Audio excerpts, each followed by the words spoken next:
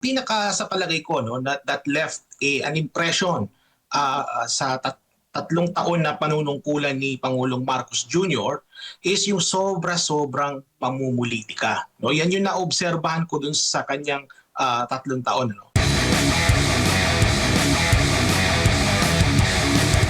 Hindi lang po ito unang pagkakataon na tayo'y nagtatalakay tungkol nga po dito sa performance ni Pangulong Ferdinand Marcos Jr. Doc, lalo na pati sa ekonomiya. Pero ang tanong po natin sa ating mga kababayan at itatanong din po sa inyo kung ano po yung pinaka-tumatak, at least tumatak po sa inyo na nagawa ng Administrasyong Marcos Jr. sa nakalipas na 3 taon.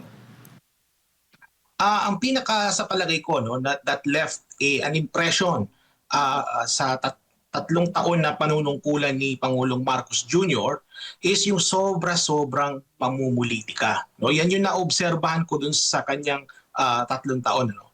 Kung titingnan mo, Jade, nung kampanya noong 2021, no, nung tatakbo siyang presidente, Uniteam, napakagagandang ideya ni Pangulong Marcos Jr. From agriculture to manufacturing, no? Marami siyang idea. Kung mapapanood niyo po yung kanyang mga vlogs, makikita nyo na mayroon siyang mga magagandang mga saloobin at mga ideya kung paano aayusin ang ating bansa, kung paano iaayusin yung mga problema.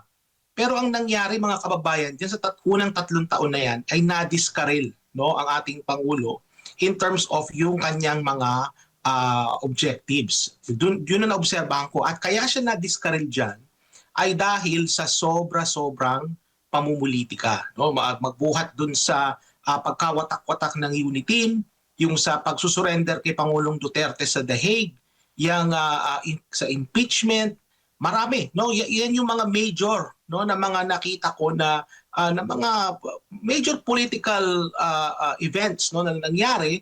But of course, yan lahat ay tatatak. No? Tumatak na yan sa kanyang unang 3 taon. No? Hindi yan maganda kasi yan ay Jade, kaya hindi yan maganda kasi yan ay nakapag-discarril dun sa trajectory na dapat tatahakin ng ating bansa.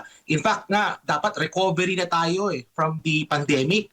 Pero ang nangyari nag-stall no, yung ating recovery. No? Medyo naging matumal ang paglago ng ating ekonomiya. Nagkaroon tayo ng slowdown. Sana naman sa susunod na 3 taon, bumalik na ang ating Pangulo, mag-pivot siya back to governance, no? Back to kung ano man yung kanyang mga ipinangako noong kampanya. Meron pang 3 taong nalalabi na pwede siyang mag-pivot back no, dun sa kanyang mga ipinangako kesa naman itong sobra-sobrang pamumulitika, Jay. Opo, at unahin natin yung usapin po ng ekonomiya. Tulad ng nabanggit po ninyo, medyo para sa inyo, negatibo po ang naging performance ng Pangulong Bongbong Marcos Jr. Pero pwede ho ba ninyong mahimay-himay, Doc, yung naging performance ng Pangulong Ferdinand Marcos Jr. sa unang 3 taon ng kanyang termino pagdating po dito sa usapin ng ekonomiya ng ating bansa?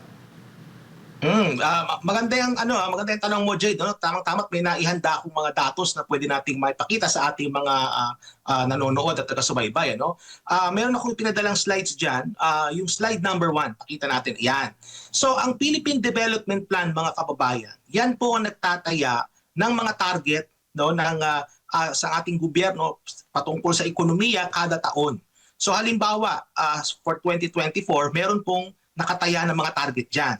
So halimbawa sa paglago ng ekonomiya, ang target po ng ating pamahalaan, ang economic growth natin, yung paglago po ng GDP, yung total production ng ekonomiya, nasa pagitan po ng 6.5 to 8%. Pero nung 2024, ang actual lang po na na-realize dyan, 5.7% lang pag in-average po yung 4 na quarter. So ibig sabihin, nung nakaraang taon, kumbaga, below the target yung nakuha ng ating bansa. And again, the fact na hindi yan pasok sa target, that reflects doon sa klase ng pamumuno din ng ating gobyerno sa kasalukuyan. Malaking factor kasi yan. The way the economy is being managed is a function of how the country is being managed overall. Kaya nakita natin na underperforming yung ating bansa in terms of economic growth. Now, insofar as headline inflation is concerned, yun namang inflation rate natin, to be fair naman, kina Marcos Jr. at sa kanyang mga economic managers, na-meet po nila yung target na yan for headline inflation. Kasi po yung inflation natin for 2024 nasa 3.2% na siya. Yan yung bilis ng paglago ng presyo ng mga bilihin. Ang target po ay 2 to 4%. So pasok po siya doon sa target. Pero po, yung food inflation, mga kababayan, labas pa rin siya sa target eh. So ibig sabihin, mahal pa rin ang presyo ng pagkain. Bagamat yung pangkalahatang inflation ay bumababa na, pero yung sa presyo ng pagkain medyo mabagal yung pagbaba, no, ng pagtaas ng presyo. Kumbaga, yung rate of inflation sa food ay mabagal, no, bumabagal yung pagbaba. Yun naman pong GNI per capita, yan yung po yung gross national income ng ating bansa per capita or per person. Ang target po nila dyan ng NEDA is nasa pagitan ng 4,454 to 4,592 US dollars. Na-meet po natin yung target, no? Nasa pasok po tayo at 4,470. No? Nasa lower end po tayo nung target na yan. No? Yan bagamat pasok tayo dun sa target na yan, hindi naman natin na-meet yung gustong mangyari ng gobyerno na maging upper middle income country status tayo. I think kulang tayo ng $20 or $26 or something to that effect. May kulang. So kumbaga, bagamat pasok siya sa target, pero ano pa rin, mahina pa rin. No, mahina pa rin yung performance. Punta tayo sa slide number 2. Sa slide number 2 may mga datos pa po tayo diyan. Sa slide number 2 naman, nandyan po yung budget deficit to GDP ratio. So ano po ba yung budget deficit? Yung budget deficit po, mga kababayan, yan yung kakulangan ng ating gobyerno in terms of sa paggastos. So yan po yung difference ng kinikita ng gobyerno sa ginagastos nito. At nakita natin na ang target nila is 5.1% lang. Yung kakulangan ng budget ng gobyerno kontra dun sa size ng ating economy. Pero sa actual na datos, mas malaki. Ibig sabihin yan, mga kababayan, hindi siya pasok sa target and mas malaki yung ginagastos ng gobyerno ng gobyerno nung nagdaang taon. So hindi maganda 'yon kasi dapat yung deficit na yan lumiliit yan. In terms of unemployment rate, pasok po sa target. And to be fair sa ating gobyerno, na-meet naman po nila yung target in terms of unemployment rate. In fact, ang target nila was 4.4% to 4.7%. Yung actual po for 2024 is 4.4%. Ito po, yung debt to GDP ratio. Yung debt to GDP ratio, yan yung laki ng ating utang kontra sa size ng ating ekonomiya. Ang target po ng Philippine Development Plan is somewhere between 57 to 60%. Ang actual po ay mas mahigit doon, nasa 60.7%. In fact, ngayon po for 2025, nasa mahigit 61 na yan. So out of the 7 major indicators, 3 lang doon ang pasok doon sa target. Yung 4 ay hindi. So yung overall rating natin dyan is 3 out of 7. Okay, punta tayo sa slide number 3. Sa slide number 3, nandiyan naman po yung mga foreign direct investment. Makikita natin na noong 2021, ang Pangulo po niyan, si dating Pangulong Duterte, nasa $11.9 billion po ang pumasok na FDI. Nung pumasok na po si Marcos Jr., bumaba po yan ng 9.5. Noong 2023, naging $8.9 billion. At noong 2024, halos pareho lang. So hindi nadagdagan. No? Maliit pa nga yung binawas niya. Kumbaga parang halos pareho lang. No? Hindi lumago yung ating foreign direct investment. At for January to April this year, nasa 2.4 billion dollars. No? So ang projection ko nga dyan, baka mas mababa pa sa 8.9 billion yung magiging FDI natin for 2025. So clearly, based on the previous data, makita natin mga kababayan, na merong trend pababa, no, yung foreign direct investment. Nakababahala po yan. Punta tayo sa page 4, slide number 4. Sa slide number 4, ito naman po yung pledges versus yung actual na realized investment. So yung pledges po, nakuha ko yung datos na yan mula sa PCO, the Presidential Communications Office. Ginather ko po lahat ng mga ulat, ng mga dating trips ng ating Pangulo. Magbuhat po nung siya nanungkula noong 2022 hanggang sa kasalukuyan. Kasama na rin po dyan yung $21 billion na investment pledges mula sa Estados Unidos nito nagdaang biyahe ng Pangulo. Ang kabuuan po niyan ay nasa 93.2 billion.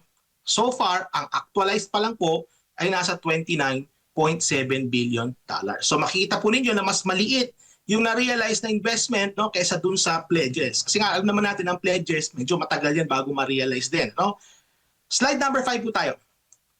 Slide number 5.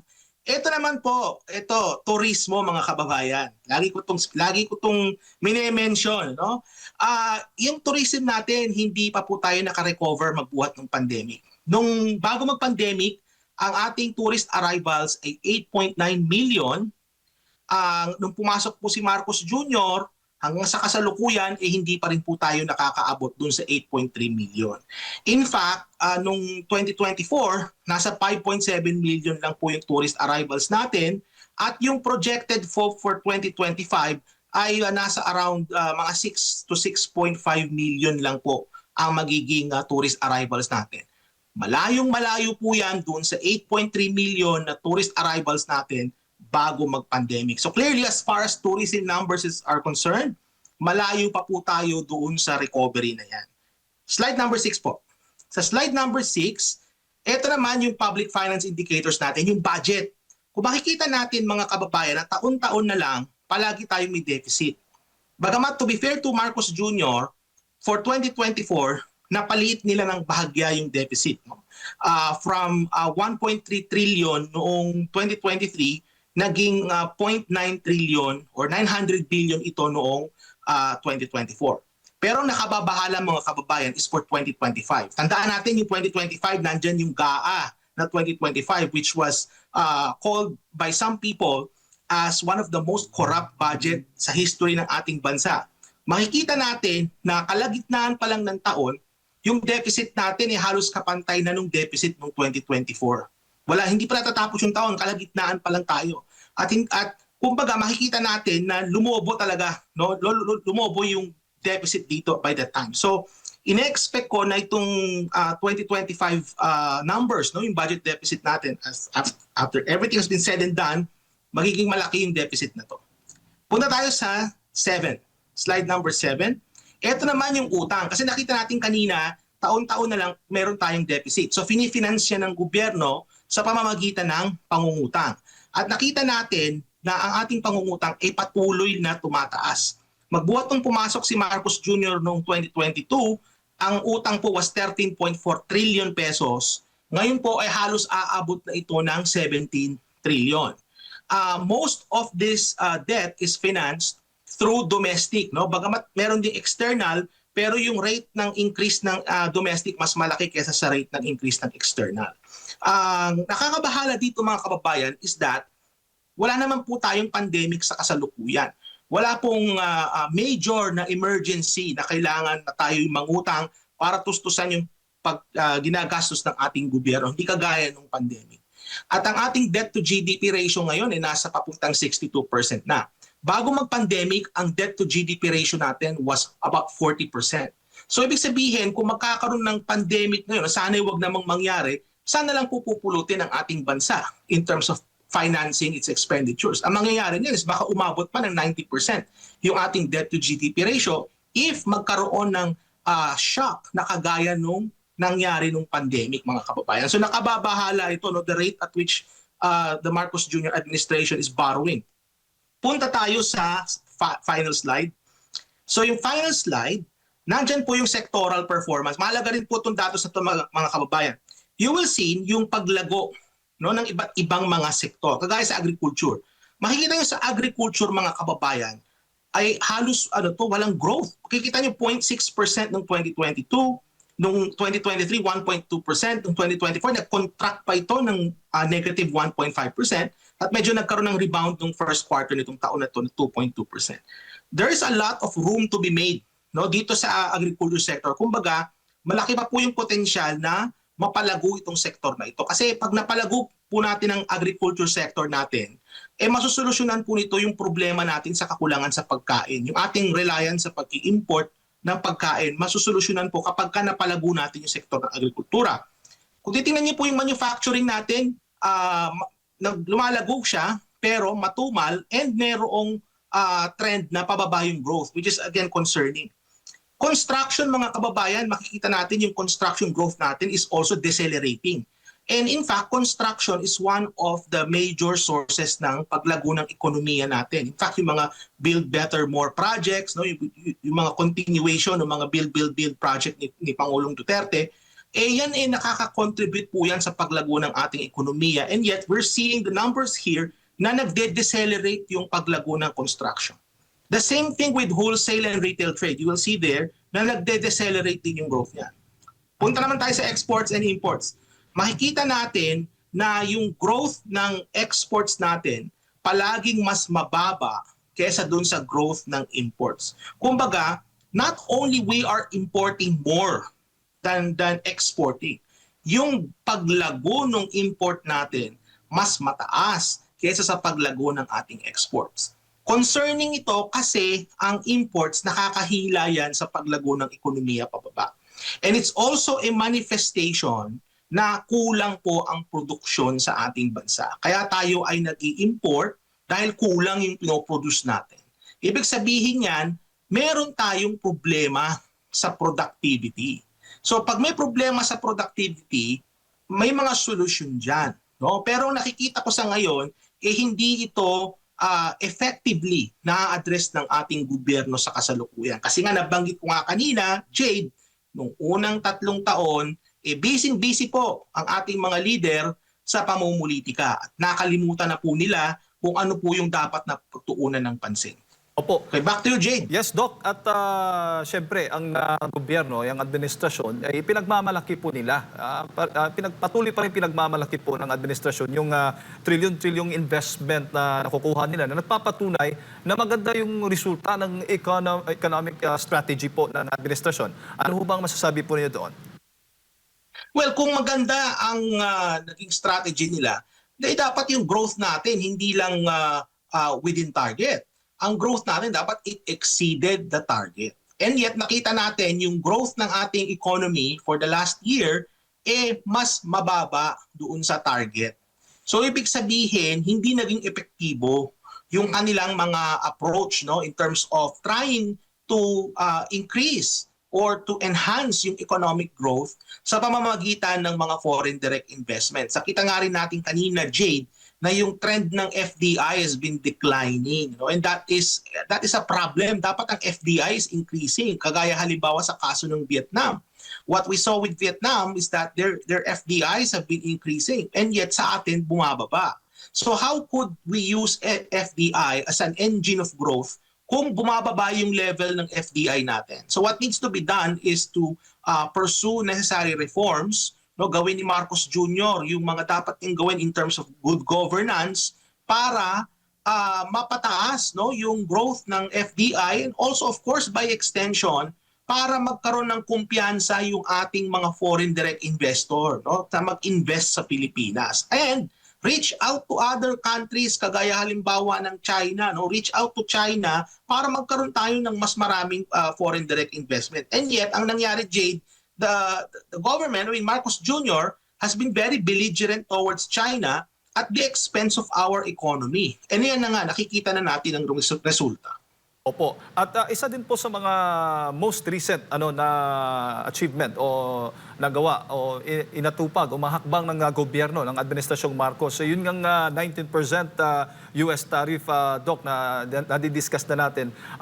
Yung epekto ho ba, hindi ho ba ito isang magandang hakbang din, isang sabi pa nga ng Pangulo, ay napakagandang achievement ng administrasyon dahil mula sa 20% ay naging 19%, binaba nila na ibaba ito ng 19% yung taripa sa lahat po ng mga export po natin na papuntang Amerika.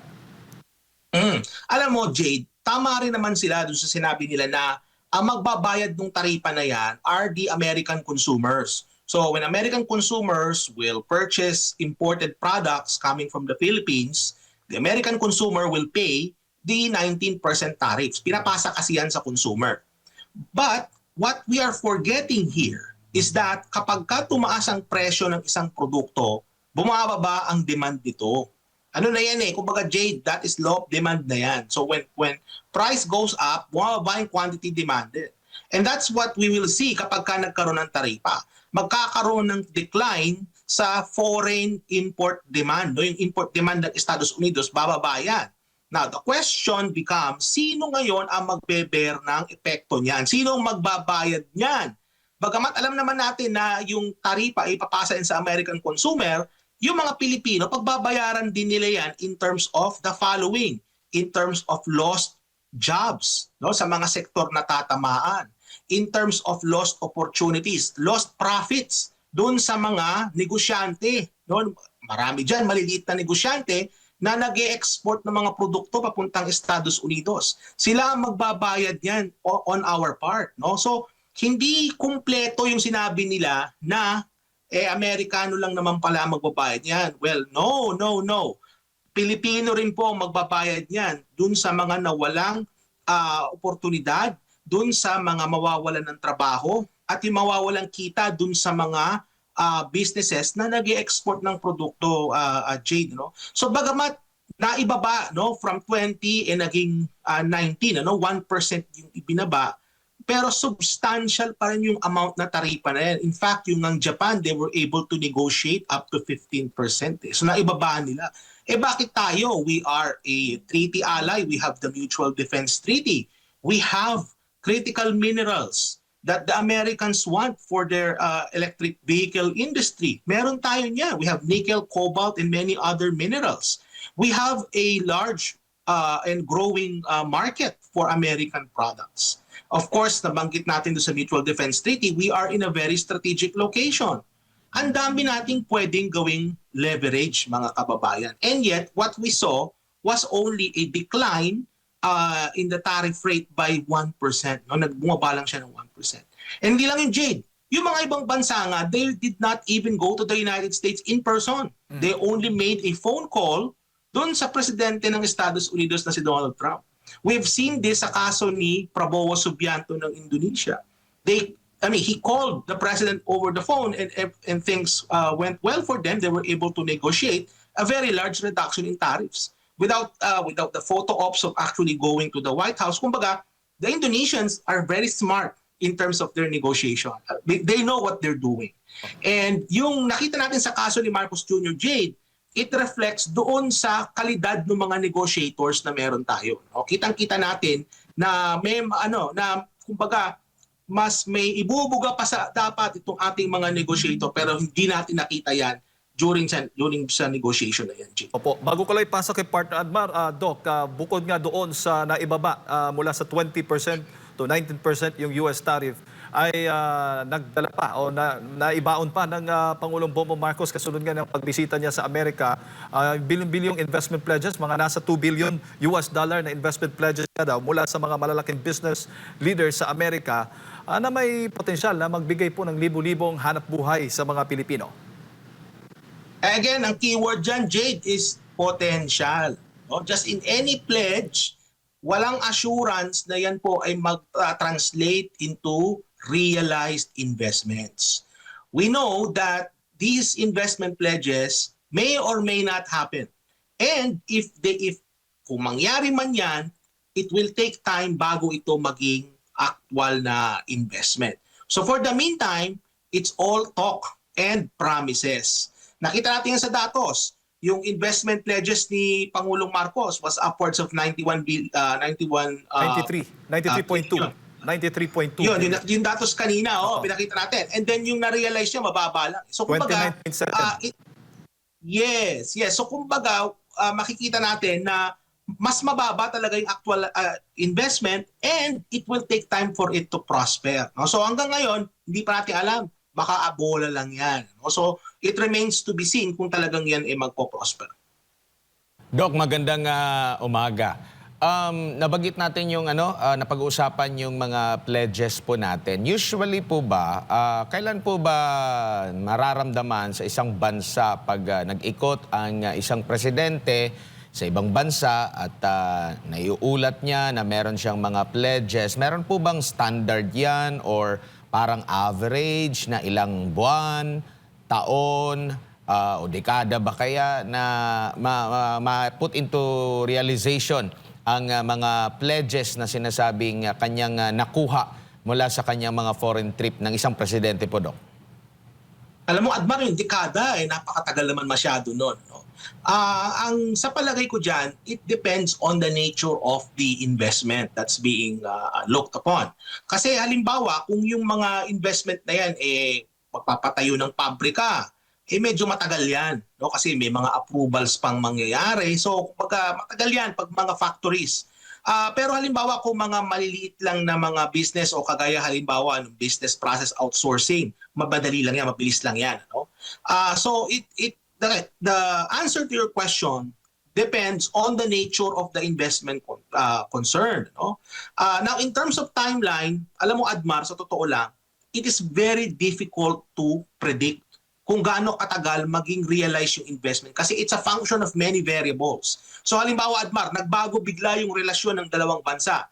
Magbabago rin yung sitwasyon na yan sa mga investment. Kung hindi maganda yung sitwasyon, posible yung mga investment na yan hindi na magtuloy. Kagaya halimbawa, Admar, no, sa kaso ng sa China at ng Pilipinas, bago umalis si dating Pangulong Duterte, may mga pledges pa rin doon nung time ni FPRRD from China, pero nung si Marcos Jr. nang naging presidente at naging belligerent na tayo towards China, hindi na natuloy yung mga investment na yon. So, kumbaga, it's a function of the political situation. It's also a function of how it is in terms of the global economy. Kasi kung nagiging medyo mahirap ang global economy, kumbaga nagiging matungal ang growth, maraming geopolitical tensions, that also affects yung realization ng investment. So, to answer your question briefly, Admar, it's really difficult to determine yung exact timeline ng mga investment na yan. Kasi yung realization ng mga pledges, simply because ang dami kasing factors na dapat nating tingnan. Opo, at ano po ang role? May ahensya po ba ng gobyerno na dapat mag-follow up, follow through ukol dito? At naging ano lang sila parang transparent lang pag i-report nila na may ganitong pledges. Pero along the way, di na natin alam, kasi maganda pakinggan siya, may pledges, merong ganito, bilyong dolyar o di kaya bilyong piso na halaga ng pledges. Pero along the way, hindi natin alam kung ito ba'y na-materialize or hanggang PR lang ito. Meron po bang mekanismo po yan na talagang obligado ang isang ahensya ng gobyerno like DTI or kung ano mga ahensya po, Doc?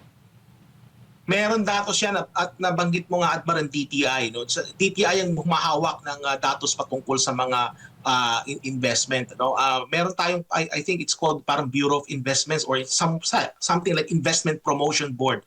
Meron tayong ahensya niyan that is specific on attracting investments. Alam mo, Admar, maganda kung maging guest sana ninyo yung namumuno dyan para makuha ninyo yung impormasyon patungkol dyan. Ano? Kasi so far, hindi natin alam kung ano yung status ng mga pledges magbuhat nung naupo si Pangulong Marcos Jr. Even before, no, even pa nung panahon ni FPRRD kasi nabanggit mo kanina, baka nga dekada no bago ma-realize yung investments. But the thing is, there should be a government agency that keeps track of these pledges. Ano? In fact, dapat nga, Admar, tama ka merong nagfa-follow up niyan na ahensya ng gobyerno para itong mga investment na ito ay magbunga. No? Kailangan may follow-up kasi hindi naman sufisyente na pumunta lang yung Pangulo halimbawa sa Estados Unidos, nakakausap niyo yung mga business leader, no? Nagkaroon ng pirmahan, ng mga parang memorandum of understanding na mag-i-invest sila sa ating bansa. Hindi nagtatapos yun doon. Kinakailangan magkaroon po ng pagpa-follow up, kinakailangan magkakaroon ng engagement. Ano? Hindi dapat maputol yung engagement ng ating gobyerno dun sa mga business leaders sa ibang bansa. Kasi at the end of the day, kinakailangan natin ng foreign direct investment para lumago ang ating ekonomiya. So kailangan talaga, yan ay dapat ibayuhin at kumbaga i-improve ng ating gobyerno yung kanilang pag-i-engage dito sa mga foreign investors, Admar. Opo, and pagdating po dito sa lagay ng ating ekonomiya, meron naman pong mga external factors na tinatawag. Marami tayong mga gulo na namamonitor dyan sa Russia, Ukraine, dyan sa gitnang silangan, masyadong dependent ang Pilipinas. Kaya siguro, ganyan po yung resulta ng ating ekonomiya, takbo ng ating ekonomiya, Doc. Rason po ba yan? Yes, kasi yung mga ganyang gulo, it affects, for example, directly yung presyo ng produktong petrolyo. At kapag tumaas ang presyo ng produktong petrolyo, magkakaroon ito ng epekto sa cost of production sa ating bansa. At pag nagkaroon ng increasing cost of production, magmamahal, no, yung mga bilihin, lalong-lalo na yung mga ini-import din natin. So lahat magmamahal. At kapag tumataas ang presyo ng bilihin, ang nangyayari is nagkakaroon yan ng epekto sa paglago ng ating ekonomiya kasi bumababa ang paggastos ng tao. At pag bumababa ang paggastos, bumababa ang saving, ang nangyayari niyan is nagkakaroon ng pagtumal ng consumption. Ang consumption, mga kababayan, mga 70% yan ang ating gross domestic product. So pagka nagkaroon ng paghina ng consumption, ang mangyayari niyan is baba talaga ang paglago ng ating ekonomiya. Dagdag ko rin, Admar, no, doon sa mga nabanggit mong lugar, nagkakagulo ngayon, di ba, sa Thailand at sa Cambodia. Alam naman natin na ang Thailand ay isa sa mga pinagkukuhaan natin ng bigas. At kapag ka nagkaroon ng gulo dyan sa Cambodia at sa Thailand, hindi natin masabi kung anong mangyayari dyan, magkakaroon to malamang sa malamang ng epekto sa presyo ng bigas na inaangkat natin. So, isa yan sa mga dapat na tinitingnan din natin, yung sitwasyon dyan sa ating kapitbahay na Thailand at Cambodia. Sana hindi naman magtuloy-tuloy at lumala yung sitwasyon dyan. Opo, dito naman po sa mga panibago na introduce na mga tax o buwis, tapos dinagdagan pa dito sa tumataas na utang, ano po ang maaring epekto? Tapos meron pa tayong maririnig na, maganda ang grado ng Pilipinas pagdating sa pwedeng yung credit rating natin. Ano po ba yung kaugnayan nito sa ating ekonomiya din, Doc? Kasi halimbawa, kapag tayo ay nakakabayad ng utang, it reflects na the government is able to raise funds to pay the debt. No? Yan yung tinatawag nating debt burden. Pero may problema din dyan, Admar. Kasi kapag mataas ang iyong debt burden, bagamat nakakabayad ka nga ng utang, ang problema is yung mga ibang mga dapat pagkakastusan ng gobyerno nakukompromiso.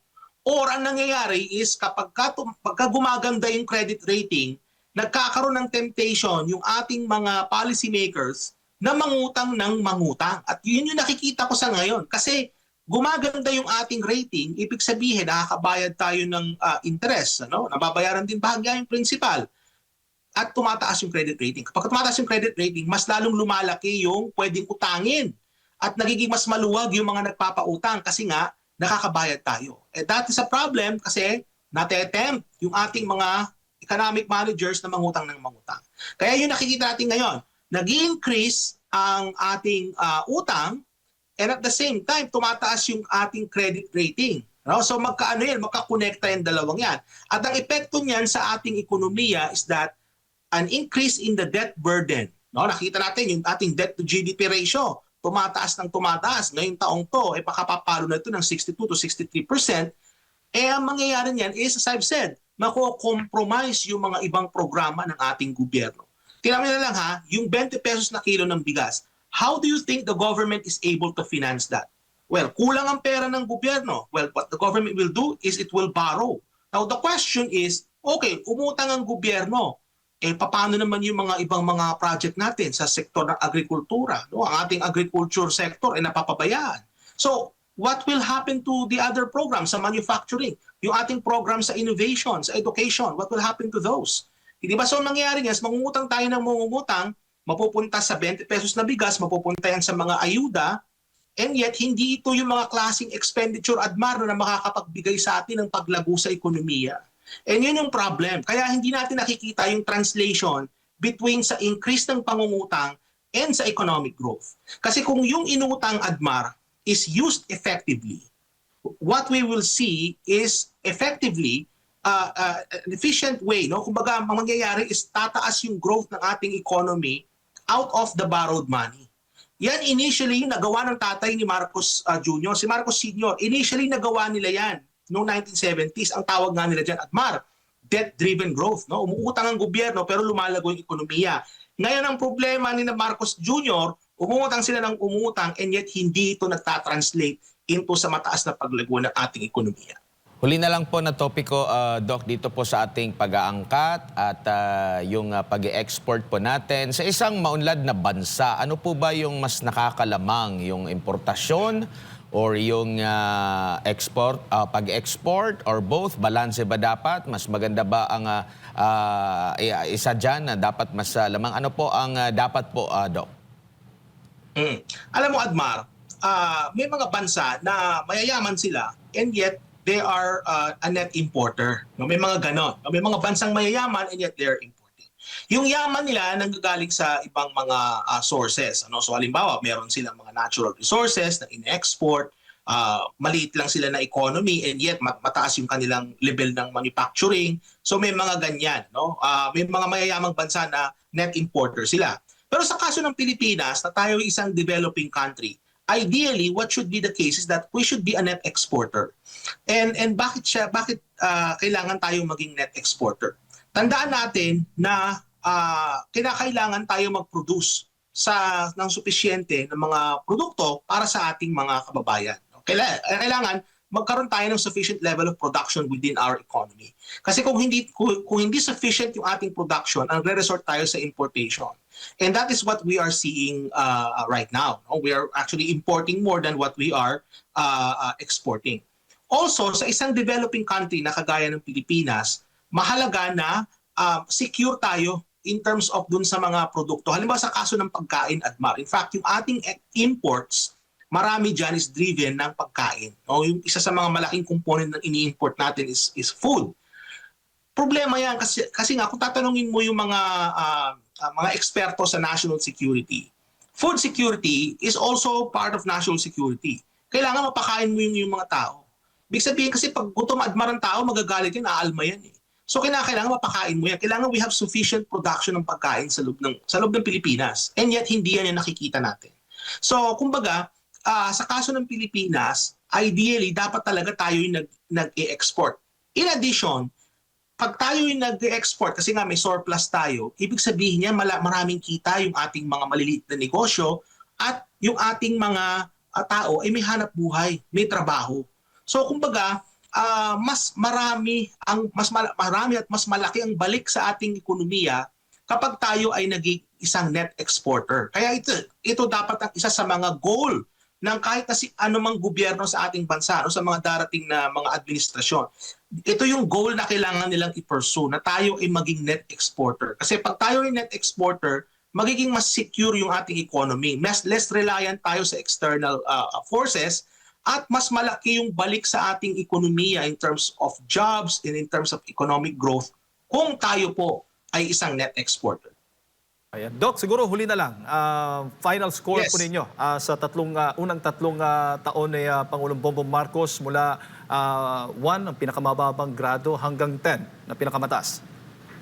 Oo. I-base na lang natin, Jade, doon sa mga metrics na pinresent na ko kanina. No? Out of the 7 indicators na nasa Philippine Development Plan, ang na-meet lang nila doon ay, by the way, marami pang ibang indicators yung Philippine Development Plan, pero pinili ko yung mga major na mga indicators sa macroeconomic profile ng ating bansa. Yung macroeconomic fundamentals sa tinatawag natin. Out of the 7 indicators, 3 lang po yung kanilang na-meet doon so far for 2024. Kaya since below 50% po yung na-meet nila dyan, dito sa Canada, Jade, kapag ang grade ng estudyante below 50%, yan fail yan. No? Although nag-improve naman sila kumpara last year. Kasi last year, Jade, I presented 8 indicators, 2 doon ang na-meet nila. Ngayon, out of 7, 3. So nag-improve naman ng bahagya pero fail pa rin. No? So sa kabuuan, unfortunately, fail pa rin. Hopefully next year, baka pumasang awa na yan. Hopefully.